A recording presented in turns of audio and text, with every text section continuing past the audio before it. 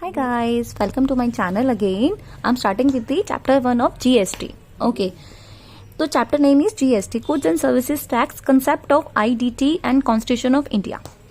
सबसे पहले जीएसटी की डेफिनेशन कहाँ दी हुई है पहले हमें ये पता होना चाहिए। आर्टिकल नंबर 366 12A में गिवन है इसकी। जीएसटी एक टैक्स होता है जो कि लेवी होता है सप्लाई ऑफ गुड्स और सर्विसेज और बोथ पर, except alcoholic liquor for human consumption. Liquor पर जीएसटी अभी नहीं है और कभी भी नहीं है, ठीक है। जीएसटी में क्या होता है, सेंट्रल लेवल का होता है और स्टेट लेवल का होता है। जो कस्टम होता है वो सेंट्रल लेवल का होता है और इनडायरेक्ट जो इनकम टैक्स है वो सेंट्रल लेवल का होता है। थोड़ी सी हम बात कर लेते हैं यहाँ पे कॉन्स्टिट्यूशन ऑफ इंडिया की for the purpose of knowledge. First of all architect किसने किया था, डॉक्टर भीमराव अंबेडकर ने किया था। इफेक्टिव डेट कब है इसकी, 26 जनवरी 1950 की। यूनिकनेस क्या है इसमें, लॉन्गेस्ट कॉन्स्टिट्यूशन है। टोटल आर्टिकल्स कितने हैं, 470, एक्चुअल में 395 होते हैं। वैसे शेड्यूल कितने हैं, 12 शेड्यूल हैं। आर्टिकल्स कवर कितने हमारे सिलेबस में, वो 18 है। और हमें एक शेड्यूल बनना है, शेड्यूल नंबर 7, जो कि सबको पता ही है कि article number 245, article number 246, article number 248 and article number 1 हम इनको कंबाइन पढ़ रहे हैं। आर्टिकल 245 में लिखा है extent of law made by parliament और स्टेट असेंबली, ठीक है। आर्टिकल 246 में सब्जेक्ट मैटर लिखा है किस मैटर पर, पार्लियामेंट और स्टेट असेंबली एंड आई बीच में, सॉरी ये एंड है, ठीक है। स्टेट असेंबली लॉ बनाती है। आर्टिकल 248 में रेजिडुअरी हैं जो बचे कुछ सेक्शंस हैं, आर्टिकल्स हैं, इसमें आ जाते हैं। आर्टिकल 1 इंडिया की डेफिनेशन गिवन है। अब इस पे कुछ एनालिसिस कर लेते हैं छोटी मोटी। Tax laws and analysis number 1, tax laws central level का होता है, स्टेट लेवल का होता है। सेंट्रल लेवल का कौन में आता है, पार्लियामेंट। स्टेट लेवल पे कौन में आता है, state assembly. Analysis number 2, constitution of India refer करता है 7th शेड्यूल। मैंने आपको भी बताया ना कि हमें इसमें एक शेड्यूल पढ़ना है, वो भी सिर्फ 7 शेड्यूल है। इसमें 3 लिस्ट गिवन है, लिस्ट 1, लिस्ट 2, लिस्ट 3। लिस्ट 1 में यूनियन लिस्ट आएगा, लिस्ट 2 में स्टेट लिस्ट आएगा, लिस्ट 3 में कॉन्करेंट लिस्ट आएगा। लिस्ट 1 में यूनियन लिस्ट है जो मैटर्स होता है कंटेन करता है। लिस्ट 1 में parliament has exclusive power to make laws, और स्टेट लिस्ट के पास किसकी पावर है, स्टेट असेंबली के पास पावर है। और कॉन्करेंट लिस्ट में किसके पास पावर होती है, पार्लियामेंट एंड स्टेट असेंबली के पास, दोनों के पास पावर है। जो लिस्ट 1 यूनियन लिस्ट है वो होल ऑफ इंडिया और पार्ट ऑफ इंडिया पे एक्सटेंड करता है, और जो स्टेट लिस्ट होती है वो whole of state and part of state पे करता है। कॉन्करेंट लिस्ट में गिवन है if only conflict arise between parliament and state assembly then parliament will prevail subject to president असेस। एक नोट गिवन है, नोट में क्या गिवन है, entry number 82, taxes on income other than agriculture income, क्योंकि agriculture income के लिए entry number 46 given है जो कि टैक्सेस होती है, टैक्सेस ऑन एग्रीकल्चर इनकम पर होती है। Next I am talking about definition of India जो कि आर्टिकल नंबर 1 में गिवन है। डेफिनेशन ऑफ इंडिया, इंडिया में बेस लाइन होती है लैंड मास, ठीक है। Territorial water of India 12 nautical miles तक है, EEZ 200 नॉटिकल माइल्स तक है। अब जो बेस लाइन होती है वो 28 स्टेट्स हैं, 8 यूटीज हैं, अदर टेरिटरीज हैं। जो 8 यूटीज है ना, 8 यूटीज या तो वो विद लेजिस्लेचर हैं, कुछ विदाउट लेजिस्लेचर्स भी हैं। जो विद लेजिस्लेचर हैं वो दिल्ली हो गया, Pondicherry and JNK, Jammu and Kashmir. Without legislature कौन सी, Andaman, Lakshadweep, Dadar and Daman, Ladakh, Chandigarh and other territories.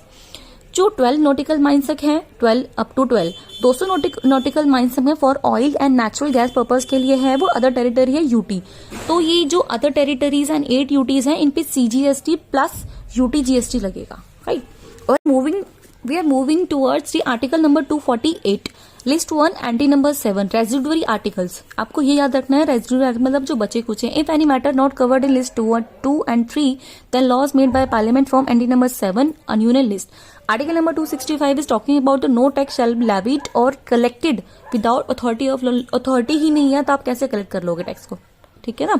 Example कुछ गिवन है, इनकम टैक्स की अथॉरिटी कौन सी होती है, इनकम टैक्स एक्ट 1961 देता है। कस्टम किसको देता है, कस्टम एक्ट 1962 एंड कस्टम की टैरिफ एक्ट 1975 है। अब जीएसटी में कौन सी है, जीएसटी में एक एक्ट है CGST एक्ट, 31 स्टेट है तो 31 SGST एक्ट है, और 1 UT का एक्ट है, एक 1 IGST का एक्ट है। टोटल मिला के जीएसटी के 35 एक्ट हो गए। एक और है GST कंपनसेशन एक्ट 2017, इसका भी एक एक्ट है। टोटल 35 एक्ट है। अब हम बात कर लेते हैं बैकग्राउंड ऑफ जीएसटी की।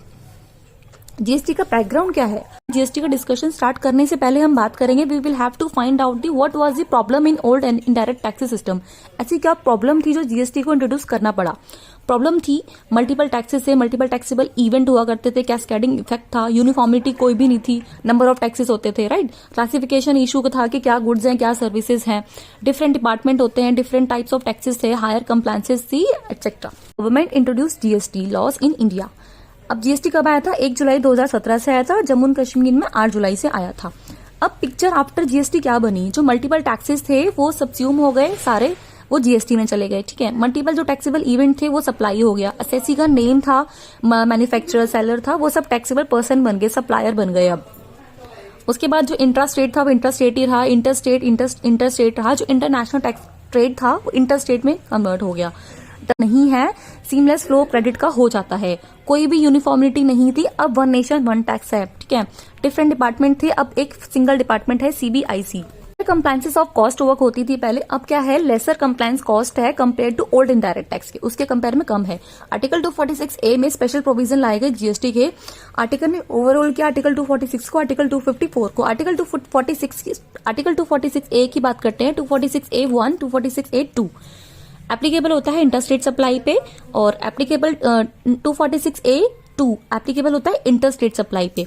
जब provision under interstate supply provision made by parliament and state assembly बनाती है, इंटरस्टेट के लिए सिर्फ पार्लियामेंट बनाती है प्रोविजंस। जीएसटी चार्ज क्या होगा, सीजीएसटी और एसजीएसटी होगा, और सीजीएसटी और यूटीजीएसटी होगा। जो सीजीएसटी की पेमेंट होगी वो सीजी को जाएगी, जो एसजीएसटी की पेमेंट होगी वो स्टेट गवर्नमेंट को जाएगी, जो यूटीजीएसटी की पेमेंट होगी वो सीजी को जाएगी, राइट। 246A2 में क्या होगा, जो आईजीएसटी की पेमेंट होगी वो पेमेंट जाएगी सीजी को, मतलब सेंट्रल गवर्नमेंट को, और जो स्टेट हैं बाकी स्टेट में उनको अपॉर्चमेंट किया जाएगा, उनको बांट दिया जाएगा उसमें, एज पर आर्टिकल 269A में। अब GST not applicable on following goods: petroleum crude, high speed diesel, motor spirit, natural gas, turbine fuel. GST on this goods will be applicable when recommended by GST council. जब recommend करेगा इन 5 petroleum products पे GST applicable हो जाएगा। हम एक छोटा सा diagram देख लेते हैं। सेक्शन 7 एंड सेक्शन 8 का आईजीएसटी एक्ट का समरी डायग्राम है। सेक्शन 8 कहता है आईजीएसटी का इंट्रास्टेट टाइम में नो जीएसटी, कोई जीएसटी नहीं लगता है इसमें। कुछ एग्जाम्पल के now the next article is article 269A, apportionment of GST. GST का अपॉर्चमेंट कैसे होगा? फॉर एग्जाम्पल दिल्ली है, हरियाणा है, इंटरस्टेट सेल हुई है, आईजीएसटी लेवी होगा, राइट, बाय सीजी। अब इसका अपॉर्चमेंट कैसे होगा? बिटवीन यूनियन और स्टेट में होगा, provided by parliament by law on the recommendation of the GST council. In nutshell IGST sum total of CGST and SGST. IGST जो होता है वो सीजीएसटी एसजीएसटी का सम टोटल होता है। कुछ इंपॉर्टेंट नोट्स हैं, जीएसटी में किसी भी स्टेट की तरक्की इस बात पर निर्भर नहीं करती कि वहां पर कमाने वाले कितने हैं, बल्कि इस बात पर निर्भर करती है कि उसके वहां पर खाने वाले कितने हैं। The mean is consumption state है जीएसटी, डेस्टिनेशन बेस्ड है, कंज्यूमर कितने, यहाँ पे कंजप्शन कितनी है। जीएसटी में किसी भी पर्सन का रजिस्ट्रेशन ओरिजिन स्टेट में होगा, लेकिन जो रेवेन्यू होगा वो कंजप्शन स्टेट को मिलेगा, राइट। हम सेसेस के बारे में बात कर लेते हैं। कंसेप्ट ऑफ सेसेस, इनकम टैक्स में भी सेस होता है, जीएसटी में भी सेस होता है। तो what is the differentiate between the income tax and GST cesses? Cess higher education cess होता है इनकम टैक्स में, जीएसटी में जीएसटी कंपनसेशन सेस होता है। इसमें फाइनेंस एक्ट 2018 में आया था, ये जीएसटी कंपनसेशन एक्ट 2017 में आया था। इनकम टैक्स में 4% का सेस लगता है, जीएसटी में 3% से लेकर 2 से 90% के बीच तक का टैक्सेस लगता है, सेस लगता है। इनकम टैक्स में टैक्स लेवी होता है और जीएसटी में वैल्यू ऑफ सप्लाई पर लेवी होता है, सेस। और इनकम टैक्स में डायरेक्ट टैक्स का नेचर होता है उसका, और जीएसटी में इनडायरेक्ट टैक्स का नेचर होता है। Article 270 union and state. अब यूनियन और स्टेट में कैसे डिस्ट्रीब्यूट होता है टैक्सेस, उसके बारे में बात करते हैं। All of the taxes and duties referred in the union list shell be levied and collected by the government of India, shall be distributed between union and state, right. अब amendment क्या I GST में? ये तो पहले था, अब GST में amendment आई कि जो सीजीएसटी लेविड होता है इंटरस्टेट सप्लाई पे शैल also be distributed among this CG और एसजी। जो सीजीएसटी होता है पार्लियामेंट का पोर्शन, सीजी का पोर्शन, वो भी एसजी में स्टेट गवर्नमेंट में डिस्ट्रीब्यूट होगा। जो आईजीएसटी है, IGST component apportionment to the union shall also be distribute. IGST भी होगा और सीजीएसटी भी होगा उसका। सीजीएसटी स्टेट गवर्नमेंट के पास जाएगा, सेंट्रल गवर्नमेंट के पास जाएगा, वो भी अपॉर्चमेंट होगा। बट जो एसजीएसटी है वो स्टेट गवर्नमेंट के पास जाएगा, उसका अपॉर्चमेंट नहीं होगा। सिमिलरली यूटीजीएसटी का सेंट्रल गवर्नमेंट के पास जाएगा, उसका भी अपॉर्चमेंट नहीं होगा। आईजीएसटी सेंट्रल गवर्नमेंट का है, ये सीजी और एसजी के पास है। जो सीजी वाला पोर्शन है उसमें से स्टेट गवर्नमेंट के पास जाएगा। We are moving towards the article number 279A, which is formation of GST Council, which is very important topic. Parliament होता है विदिन 60 डेज के अंदर। जब वो बना था, अभी रेलिवेंट तो नहीं है, ये रेलिवेंट है। जीएसटी काउंसिल जो फॉर्म हुआ था 10 सितंबर 16 को हुआ था। जीएसटी काउंसिल की नोटिफाई कब हुआ था? 12 सितंबर 2016 को। प्रेसिडेंट ऑफ इंडिया ने नोटिफाई कब किया था? 15 सितंबर 2016 को। टोटल मेंबर कितने हैं? 33 जीएसटी काउंसिल में। चेयरपर्सन कौन है? Union finance. और मेंबर कौन होगा? सीजी में स्टेट फाइनेंस मिनिस्टर होगा। मेंबर एसजी का कौन आएगा? फाइनेंस मिनिस्टर या फिर other nominated by state government. जो वाइस चेयरमैन होगा 1 मेंबर, उसी में से ये मेंबर स्टेट गवर्नमेंट का जाएगा। कोरम क्या चाहिए, मिनिमम 50% क्या चाहिए, वोटिंग फेवर में कितनी चाहिए 75%, मतलब 3/4। सीजी का शेयर कितना होगा 1/3, मतलब 33.33%। एचजी का शेयर कितना होगा 2/3, दैट इज 66.67%। अभी हमें कैलकुलेट करना सीखेंगे, right. GST council make recommendation on the following, किस किस पे रिकमेंडेशन कर सकती है GST council. Taxes to be subsumed, कितना कैसे होना है, कौन से सब्स्यूम होने हैं। Goods and services to be subjected or to be exempt from GST. Goods and services कौन से हैं, अपोर्शनमेंट कैसे होगा आईजीएसटी का, specific rate for specified period, threshold limit क्या होगी टर्नओवर की, special provision with respect to special category states के लिए। कि the basic chapter 1 is over.